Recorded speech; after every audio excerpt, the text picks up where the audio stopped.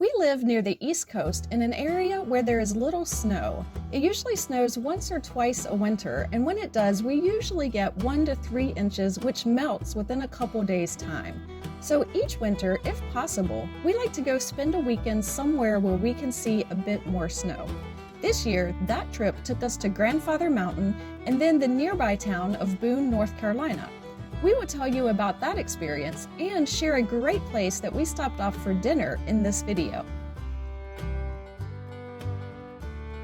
As you head up the mountain in Grandfather Mountain State Park, there are several scenic overlooks along the drive, so we stopped at the first one, and this was our view. This mountain before us was once called Tanawa, meaning eagle, by the Cherokee tribe, and I hope I'm pronouncing that word correctly. Later, pioneers thought that the mountaintop, when looked at from a certain direction, looked like the profile of an old man's face, so they named it Grandfather Mountain. This mountain was explored by Dan'l Boone in the 1700s, by Sierra Club founder John Muir in the 1800s, and then by Forrest Gump in the 1900s. But we'll talk about that in a bit, because we're kind of getting ahead of ourselves. We are headed up to the top, but there are a couple more stops we want to mention along the way. First, here's another stop off near Split Rock, an interesting rock formation that is split in two across its center due to geologic pressure.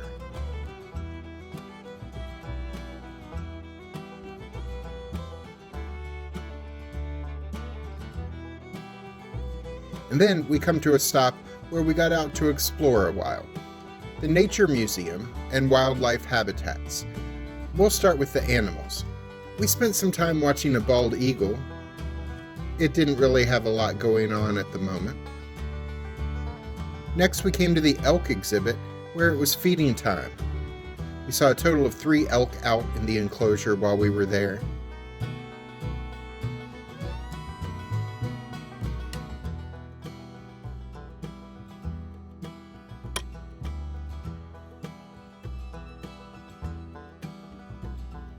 Next, we visited with a couple of otters who were having a bit of a smackdown as we walked by.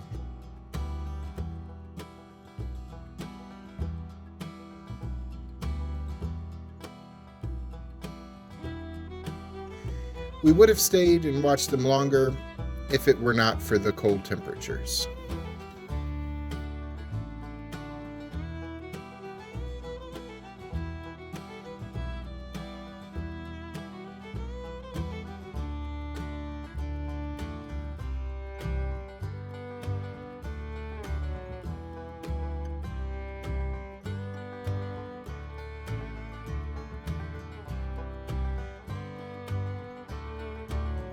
There are also bears who live in these outdoor habitats, but like Yogi Bear at Christmas, the bears were hibernating. The sign said the bears may come out a bit in the winter on days with good weather. Apparently 40 degrees Fahrenheit with snow on the ground isn't good bear weather though. There are also cougars who remained elusive during our visit as well. And then we went inside the Nature Museum, where there's a statue of Mildred the bear near the entrance. She is an actual bear who used to live in the park, and the restaurant in this building is named after her.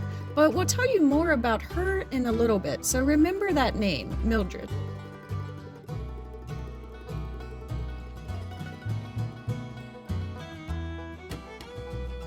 The museum is being renovated right now, so there's not much to see. There are a couple small exhibits about the trees, plants, rocks, and even plant tumors of Grandfather Mountain.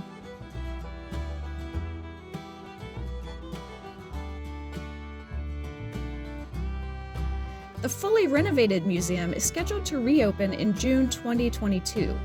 There will be some weeks between now and then when the whole building will be closed as a result of the work, so be sure to check grandfather.com for updates on what is open. There was also this touchscreen display about the education and conservation goals of Grandfather Mountain. Speaking of education, if you go between April and October, there are daily keeper talks regarding the animals on site, as well as naturalist talks to discuss the mountain's weather, flora, and fauna. Of course, the museum does have a gift shop, and I bought one of these hoodies. We will be heading up to the mountaintop and talking about our favorite restaurant in the area in a moment, but first, if you're enjoying this video, please click the like button and subscribe to our channel if you haven't already. We appreciate it. As we got back in our car to continue our drive up the mountain, we encountered a number of deer.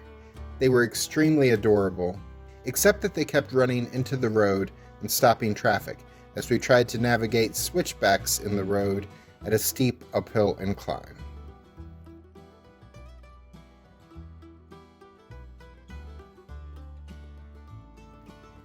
Then we came to the Forrest Gump picnic area.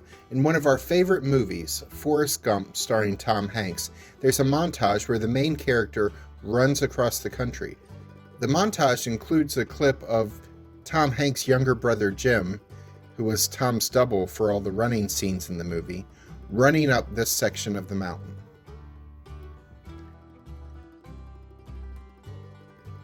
There are numerous hiking trails, including several easy or moderate hikes that would be suitable for most family members. And there's also a strenuous trail which has a high degree of difficulty as a result of steep inclines where scaling the cliffs is accomplished with cables and ladders. This one includes climbing on Grandfather's Face and a climb up the highest elevation in all of the Blue Ridge Mountains, Callaway's Peak. All of these trails were closed when we visited due to the snow on the ground. There are beautiful views driving up the mountain that I couldn't enjoy because I was driving. And the last section of the road before you get to the top felt like I was driving straight up into the sky. As bad as that was, driving downhill through the switchbacks was even more stressful. But we did make it safely to the top, and I got to get out of the car and enjoy the view myself. So the big attraction at the top of the mountain is the mile-high swinging bridge. There are outdoor stairs to get up to it, but they were closed due to snow. There's a building at the top that has an elevator and some indoor stairs to the top. The first floor is another gift shop.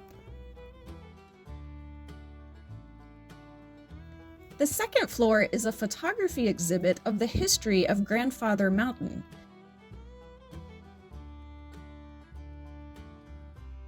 This was where we learned more about Mildred the bear.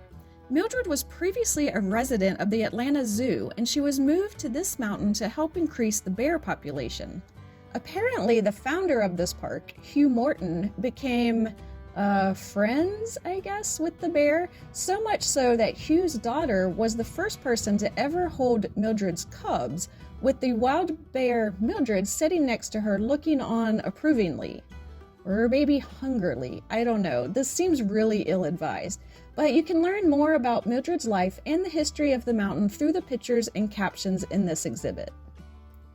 Then it is up to the third floor to exit out of the building and head to the swinging bridge. My dad came along with us on this trip, which was cool because I remember my whole family coming here as a child, so it was nice to experience this return with him.